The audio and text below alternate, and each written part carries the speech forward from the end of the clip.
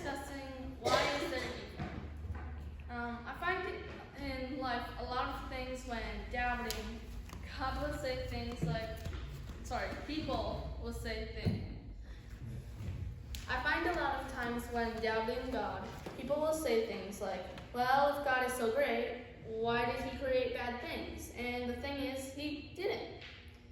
As we know, on the seventh day, God created man in his image.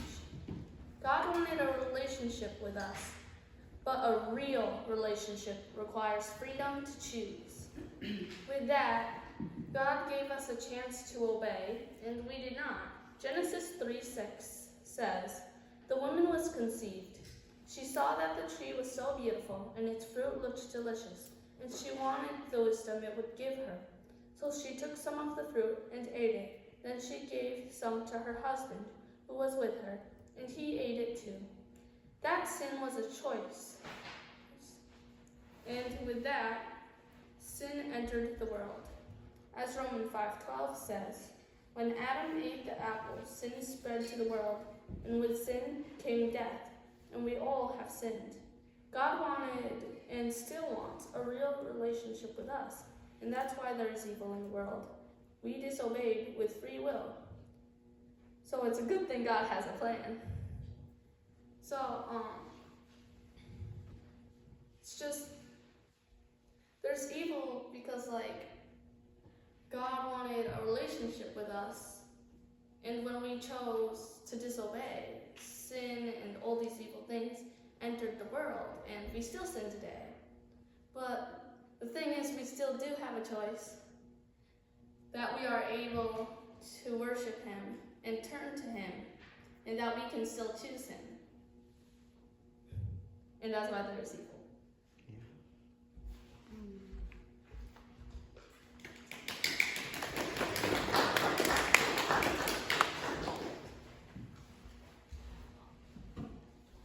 On a similar note, I'm going to be talking about the goodness of God. The goodness of God can be broken up into three main areas.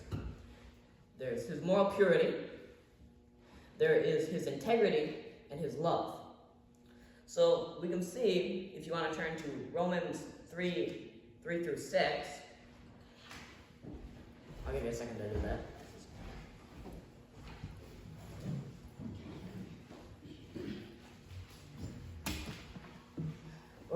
It says, "For what if some do not believe? Will their unbelief make the faithfulness of God without effect?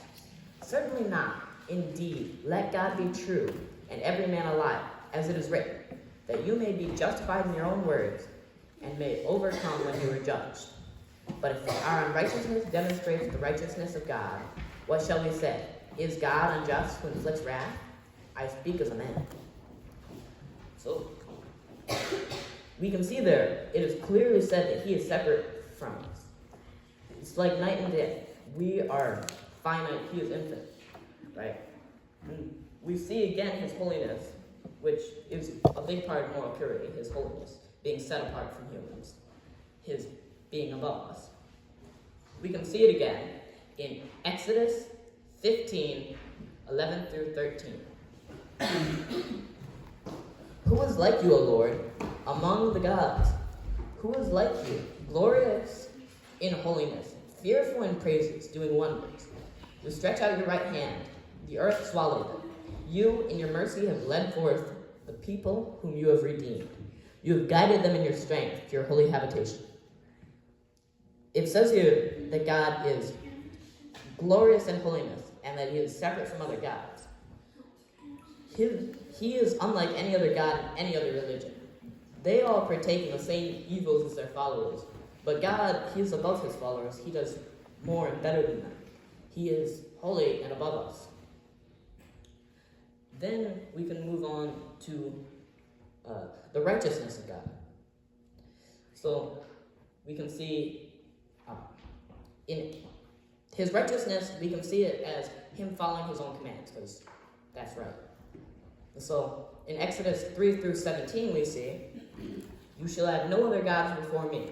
You shall not make yourself a carved image, any likeness of anything that is in heaven above or that is in the earth beneath. Man, I mixed up my notes. Sorry. This is his law. The next part is him following his law. Sorry. You shall have no other gods before me. You shall not make yourself a carved image, any likeness of anything that is in heaven above, or that is in the earth beneath, or that is in the water under the earth. You shall not bow down to them or observe them. For I, the Lord your God, am a jealous God, visiting the iniquity of the fathers upon the children to the third and fourth generations of those who hate me, but showing mercy to thousands to those who love me and keep my commandments.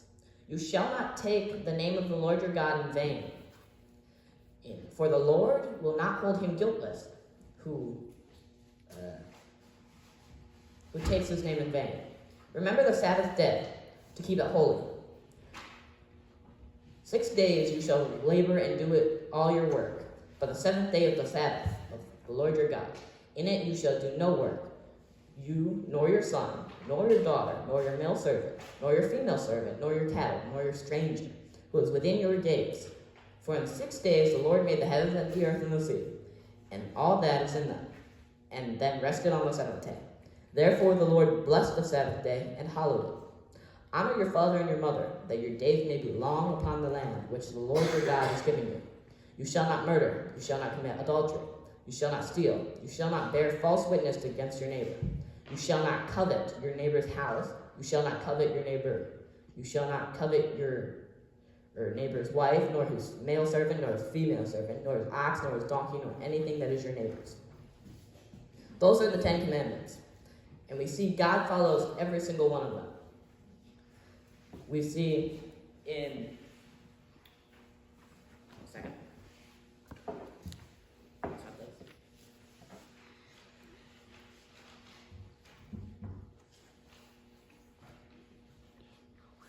So we see just in him saying to have no other gods before him, he is putting himself first, thus fulfilling the first commandment. And the second commandment. The second commandment would be idolatry. First commandment, sorry. First commandment is idolatry. We already covered that up. The second one is not to use his name in vain. It's kind of hard to use your own name in vain without using self-reference, which wouldn't be in vain.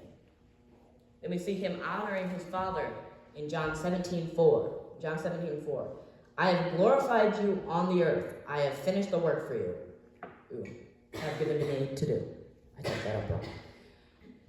So this is God praying to his father, I'm doing what you're telling me.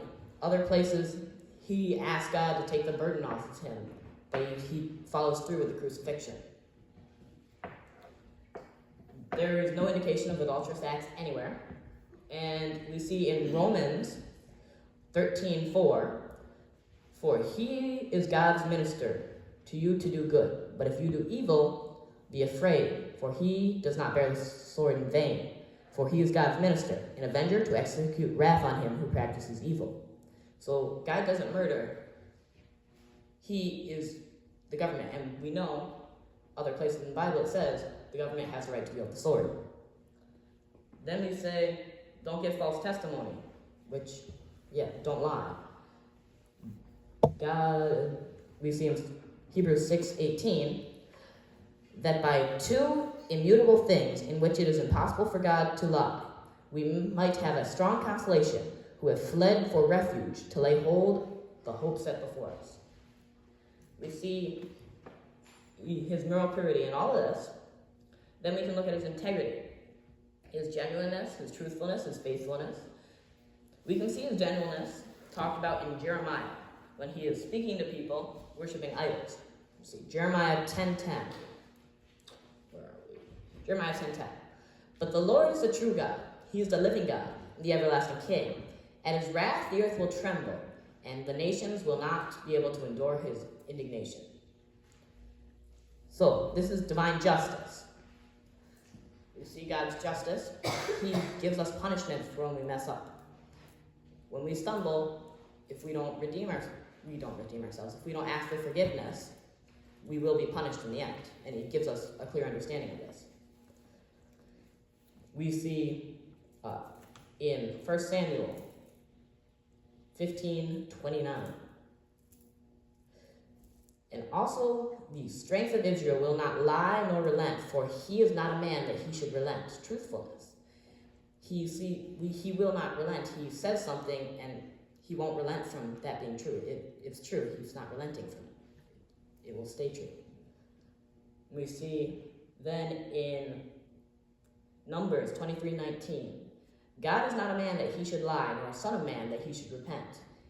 Has he said, and he will not do, or has he spoken, he will not make it good? Several times in the Bible, God's made promises, and he hasn't broken a single one. He promised to send his son to us. He hasn't broken that promise. He did. He said he wouldn't send another global flood. We haven't had another one of those, thankfully. And so we can see God is genuine, he is truthful, he is true. And then the final is love. All facets of love can be broken down into 4 units: benevolence, grace, mercy, and persistence. The first 3 can all be covered with one verse, John 3:16. For God so loved the world that he gave his only begotten Son, that whosoever believes in him should not perish but have everlasting life. We see his benevolence, being kind to us. He loved the world. We see his grace. He sent his Son to save us. And mercy, the fact that he gave us the way out, a way to redeem ourselves. And then persistence, we see Romans 8:35. Who shall separate us from the love of Christ? Shall tribulation or distress or persecution or famine or nakedness or peril or sword? As it is written, for your sake we are killed all day long. We are counted as sheep for the slaughter. Yet in all these things we are more than conquerors through him who loved. For I am persuaded that neither death nor life, nor angels, nor principalities, nor powers, nor things present, nor things to come, nor height, nor depth, nor any other created thing shall be able to separate us from the love of God, which is in Jesus Christ. We see God's moral purity. He is holy. We see his righteousness and his justice. We see his integrity. We see his genuinity. We see that he's genuinely real and not some concept of state or mind. We see his lack of lying in both his prophecy and promises. We can recognize that he loves us in all parts of our lives. God loved us when we were still sinners. He is good in all ways. Thank you for your time. Goodbye.